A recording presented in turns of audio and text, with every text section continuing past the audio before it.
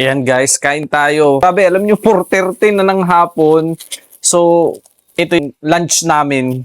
Ayan, umorder lang ako nitong bihon.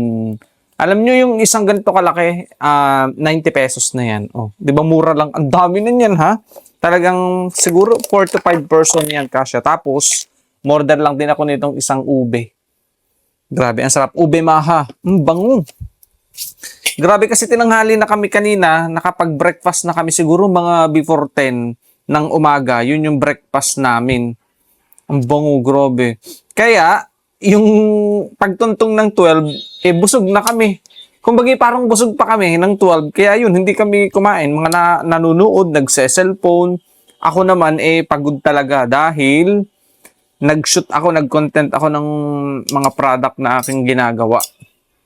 Ayan. Grabe, sobrang, alam niyo yun, parang gutom na gutom ka na kapag pala ganun, parang nalampasan ka na ng gutom. Yan.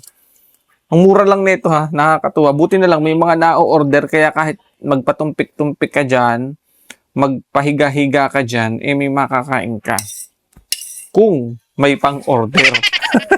Kaya nagsisipag tayo, alam niyo, hindi pwede artistahin tayo, di ba? Kailangan masipag, baka wala tayong makain.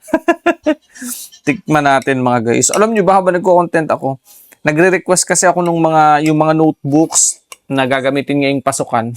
Naisip ko parang gusto ko siyang ipamigay. Kapag naka 5 na tigta 10 pieces, alam mo yung 10 notebooks yun, tapos na 10 sets na ganun, bala kong ipamigay. Harap. Bala kong bumalik sa Maubang. Tapos dun sa mga madadaanan ko. Tapos may makikita akong bata estudyante. Ibibigay ko ba? Kasi natuwa ako nung pumunta talaga ako dun. Ang sarap. Grabe ang sarap nito. Maha ube.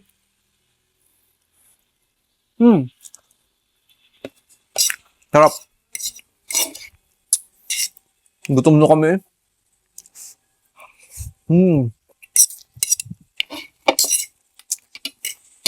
Tapos umorder lang din ako nitong kape. Kasi ito yung nagpapagising sa atin. Nanginginig pa ako. Gutom talaga.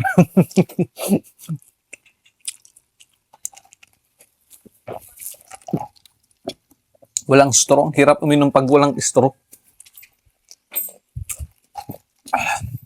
Grabe ang sarap nitong maha. Ube maha.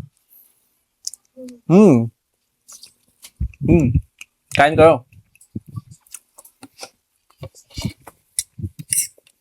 Parang ano na to lunch na dinner. Kasi 4:30 nang mahigit. Ay, alam ko na. Gusto ko itong lagyan ng kanin. Sarap yung ulam sa kanin ng bihon, di ba?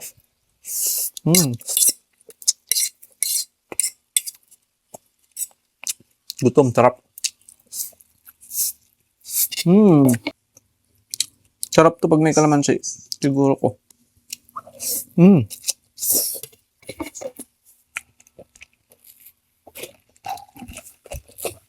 Grabe.